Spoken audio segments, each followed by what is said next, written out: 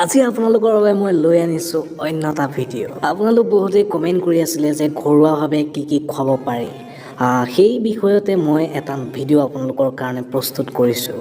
আপুনি যদি ফাৰ্মিং কৰি আছে, মুৰ্গী হওক, কয়লা হওক, সোণালী হওক, এই বিষয়ত আপোনালোকে যদি ফাৰ্মিং কৰি আছে বা আপুনি যদি ফাৰ্মিং কৰিব বিচাৰিছে, তেনেহ'লে ভিডিঅ'টো শেষলৈকে চাব। আপোনালোকক মই গেৰাণ্টি দি কৈছোঁ যে আপোনালোকে এই ভিডিঅ'টো চাই বহুত বেছি উপকৃত হ'ব পাৰিব। আৰু এটা কথা আপোনালোকৰ সৈতে মই শ্বেয়াৰ কৰিব বিচাৰোঁ যে প্ৰথমতে মই যিকোনো এটা বস্তু নিজে ব্যৱহাৰ কৰি চাওঁ আৰু তাৰ পৰা যদি মই উপকৃত হওঁ, তেতিয়াহে মই আপোনালোকৰ সৈতে শ্বেয়াৰ কৰোঁ। আৰু দৰ্শকসকল, আপোনালোক যদি মোৰ চেনেলটোত নতুন, তেনেহ'লে মোৰ চেনেলটো ছাবস্ক্ৰাইব কৰি ল'ব আৰু ছাবস্ক্ৰাইবৰ কিনাৰত থকা সেই ঘণ্টাটো টিপি থ'ব, কাৰণ আপোনালোকে তেতিয়া মোৰ ভিডিঅ'বোৰ অহাৰ লগে লগে আপোনালোকে পাই যাব। আৰু যদি এই ভিডিঅ'টো শেষলৈকে চাব, শেষলৈকে চোৱাৰ পাছত যদি আপোনালোকে ভাল পায়, তেনেহ'লে ভিডিঅ'টো লাইক কৰিব। আৰু আপোনাৰ কোনোবা যদি বন্ধুৱে এই ফাৰ্মিং জগতৰ লগত জড়িত হৈ আছে, তেতিয়াহ'লে আপোনালোকে তেওঁলোকক শ্বেয়াৰ কৰি দিব, কাৰণ তেওঁলোকো তেতিয়া উপকৃত হ'ব পাৰিব। এতিয়া আগবাঢ়োঁ আমাৰ মূল বিষয়লৈ।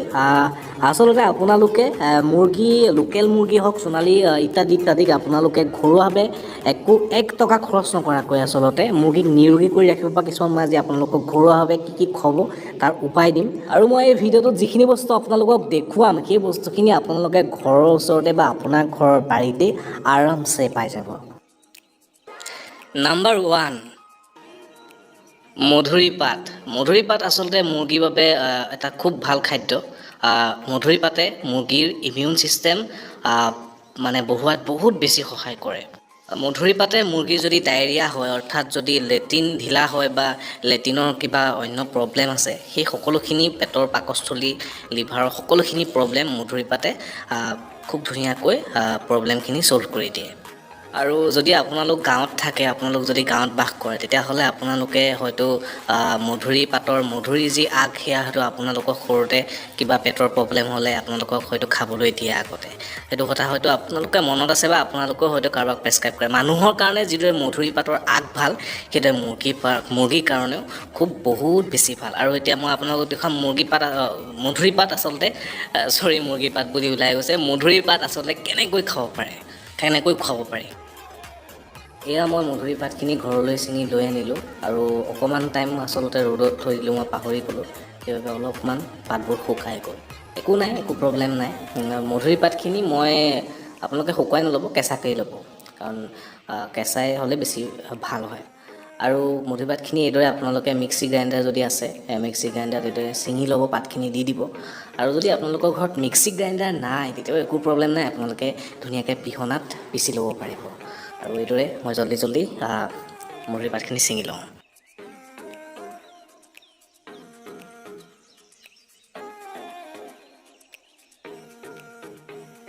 এয়া মোৰ প্ৰায় ছিঙি হৈয়ে গৈছে আৰু মই এইখিনি গ্ৰাইণ্ড কৰি আনোঁ। আৰু ইয়াৰ লগতে মই মুৰ্গীৰ বাবে যি ড্ৰিংকাৰ, সৰু পোৱালীক খুৱাম মই আজি অলপমান, আৰু ডাঙৰকো দিম। কেনেকৈ দিম আপোনালোকক সকলোখিনি দেখুৱাম। সেয়ে মই পানী লৈ আহিছোঁ ড্ৰিংকাৰত, আৰু এয়া মোৰ খুব ধুনীয়াকৈ গ্ৰাইণ্ড হৈ গৈছে, আপোনালোকে দেখিছে। আৰু ইয়াৰ ৰসখিনি মই পানীৰ লগত মিহলি কৰিম। আৰু আপোনালোকে এটা কথা মনত ৰাখিব, এই যিখিনি বাকলি, সেই বাকলিখিনি আপোনালোকে পানীত নিদিব, কাৰণ দিলে এটা অসুবিধা হয়। সেই অসুবিধাটো হৈছে আপোনালোকে পানী যিটো বাটেৰে ওলাই যায় ড্ৰিংকাৰৰ, সেই ড্ৰিংকাৰ বাটটো যদি বন্ধ হৈ যায়, পোৱালিখিনিয়ে পানী খাবলৈ নাপায় আৰু তাৰ পাছতে কাজিয়া কৰিব আৰু আপোনাৰ বহুতো পোৱালি মৃত্যুবৰণ মৃত্যু হোৱাৰ চান্স থাকে, খুটিয়াখুটি কৰি। আৰু সেইকাৰণে আপোনালোকে এইদৰে চেপি দিব। খুব ধুনীয়া এটা আচলতে এইটো ইমিউন বুষ্টাৰ বুলি ক'ব পাৰি। এই মধুৰি পাতৰ যি এই সংমিশ্ৰণ, এইটো এটা ইমিউন বুষ্টাৰ। আপোনালোকে যদি নিজে ব্যৱহাৰ কৰে, আপোনালোকে গম পাব আপোনালোকৰ মুৰ্গীখিনি কিমান সতেজ হৈ থাকিব। আৰু এইদৰে আপোনালোকে মধুৰি পাত মাহত 3 পৰা 5 বাৰ আপোনালোকে দিব, 10 দিনত বা 7 দিনৰ মূৰত এবাৰকৈ দিব। আৰু মধুৰি পাত আপোনালোকে যদি এইভাগে দিবলৈ আপোনালোকৰ সময় নাথাকে, তেতিয়াহ'লে আপোনালোকে ডালটো আঁৰি দিব বা ৰছীত বান্ধি পেলাই মুৰ্গীখিনিৰ মাজত দি দিব, তেতিয়াও মুৰ্গীখিনিয়ে খুব ধুনীয়াকৈ খুটি খাব। নাম্বাৰ 2, তুলসী পাত মুৰ্গীৰ বাবে বহুত বেছি ভাল হয়। ইমিউন বুষ্টাৰ হয়, ৱেইট বুষ্টাৰ হয়। কিয় মই আপোনালোকক কৈ আছোঁ সেই বিষয়ে। প্ৰথমতেই কওঁ যে তুলসী পাতৰ কথা হয়তো আপোনালোকে জানে। যদি আপোনালোকে নাজানে, আপোনালোকক কওঁ যে তুলসী পাত মানুহৰ বাবে বহুত বেছি ভাল হয়।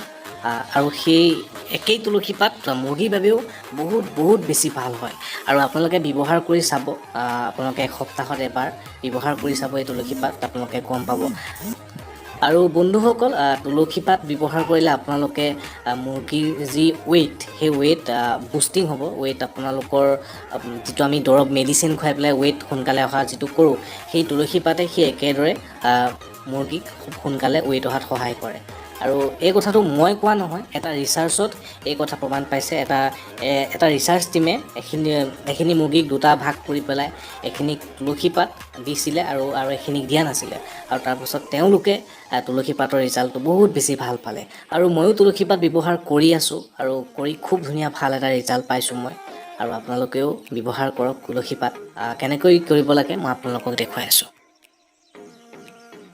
এয়া মই তুলসী পাতখিনি খুব ধুনীয়াকৈ ধুই আনিছোঁ আৰু ধুই আনি এইখিনি এতিয়া মই মিক্সাৰ গ্ৰাইণ্ডাৰত দি খুব ধুনীয়াকৈ গ্ৰাইণ্ড কৰি ল'ম গ্ৰাইণ্ড কৰাৰ আগত মই মিক্সিটোত অলপমান পানী দি ল'ম যাতে এটা জুচ টাইপত বনি আহে আৰু মোৰ মিক্স কৰিবৰ কাৰণে বহুত সুবিধা হয়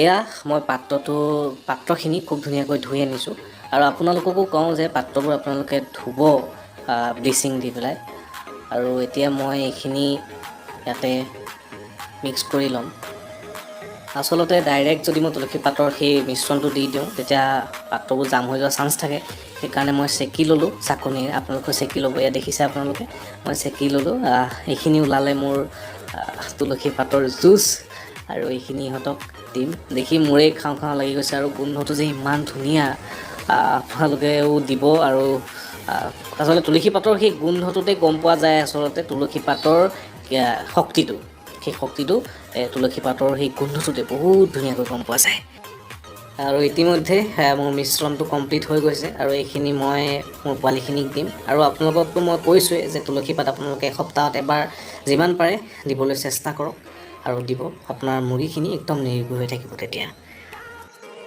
নাম্বাৰ 3 নিমপাত আপোনালোকে যিমান পাৰে যদি পায় আপোনালোকৰ ওচৰত মহানিম দিবলৈ চেষ্টা কৰিব আৰু যদি মহানিম নাপায় তেতিয়াহ'লে আপোনালোকে ঘোঁৰা নিম দিলেও একো কথা নাই যিমান পাৰে মহানিম দিবলৈ খালি চেষ্টা কৰিব মহানিমৰ ৰোগ প্ৰতিৰোধক ক্ষমতাটো বহুত বেছি আপোনালোকে নিমপাতখিনি মই আগৰ ভিডিঅ'ত দেখুৱাৰ দৰে মিক্সিত বা পিহনাত দি পিচি পেলাই আপোনালোকে পানীৰ লগত মিক্স কৰি খুৱাব পাৰে বা এইভাগে আপোনালোকে ডালকেইটা ফাৰ্মত ওলোমাই দি পেলাইও আপোনালোকে দিব পাৰে নাম্বাৰ 4 চজিনা পাতৰ ওপৰত আচলতে মই আগতে বহুতকেইটা ভিডিঅ' বনাইছোঁ আৰু মোৰ পুৰণা ছাবস্ক্ৰাইবাৰসকলে সেই ভিডিঅ'সমূহ চাইছে আৰু তেওঁলোকেতো জানেই চজিনা পাতৰ বিষয়ে আৰু যিসকল নতুন ভিউৱাৰ্ছ তেওঁলোকক কওঁ যে চজিনা পাতটো বহুত বেছি ভাল আৰু আপোনালোকে চজিনা পাতৰ বিষয়ে ভালকৈ জানিবলৈ হ'লে আপোনালোকে মোৰ পুৰণি ভিডিঅ'সমূহ চাওক মই ডেছক্ৰিপশ্যনতো লিংক দি দিম আৰু চজিনা গছৰ খেতি বা চজিনা গছ আপোনালোকে মুৰ্গীক খুৱাবৰ বাবে কেনেকৈ ৰুব কেনেকৈ কৰিব সেই ওপৰতো মই ভিডিঅ' বনাই থৈছোঁ আপোনালোকে চাব পাৰিব